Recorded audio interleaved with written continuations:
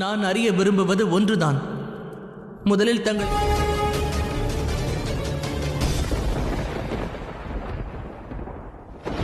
தங்களுடைய மனதிலிருந்து கேட்ட எண்ணங்களா? என்னை தனியாக விட்டு விடுங்கள் தேவகுரு. அந்த சபையில் எந்த சூழ்ச்சியிலும் நீ மாட்ட மாட்டாய் என்று வாக்களி. அவர் என்னை பற்றி என்ன கூறினாலும் நீ நம்பிவிடாதே. இந்த பிரபஞ்சத்தில் எவர் எனக்கு முதலில் சுவாசத்தை கொடுத்தாரோ? இந்திரா, என்னால் எதுவும் செய்ய இயலவில்லை.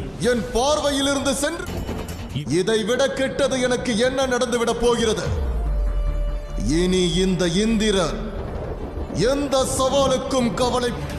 கூறுங்கள் தாயே, தாங்கள் என்னிடமிருந்து ஏதேனும் மறைக்கின்றீர்களா? அறிவதை நமாக்க வேண்டும். அதன் பிறகு என்னுடைய உரிமைகளுக்கு எந்த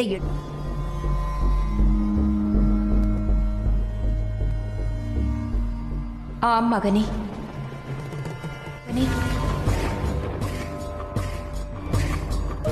இருந்தும் அவர் ஒரு இந்திர தேவர்.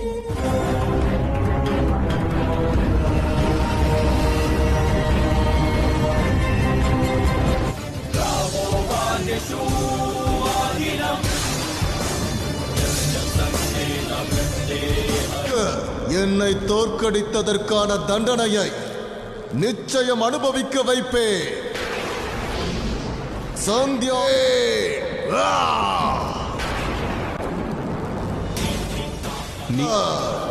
சனியினுடைய வாழ்க்கையில் நான் அளிக்கப் போகும் துன்பம்.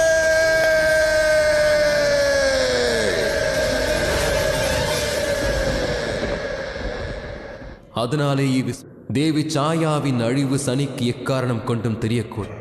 தாங்களின் முயற்சியினால்தான் சனி படைக்கப்பட்டார். பிறகு ஏன் தங்களின் கண்களில் சந்தேகம் தென்படுகிறது? என்னவென்று கூறு. எதற்காக கவலையுடன் காணப்படுகிறாய்? எனக்கொன்றும் புரியும். தாயார் சபையில் பொய் கூறியிருக்கிறார். எனக்கு ஆபத்து வந்த சமயத்தில் அவர் சபையில் பொய். ஏனெனில் சனியின் சக்தி கோபத்தின் உச்சத்தினை அடைந்தார். இப்பற இயலாத பிரம்மதேவா,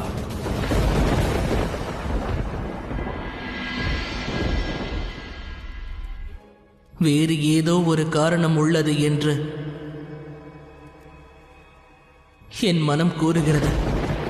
அதன் பிறகும் நீ. ஏனென்றால் என்னால் தாயார்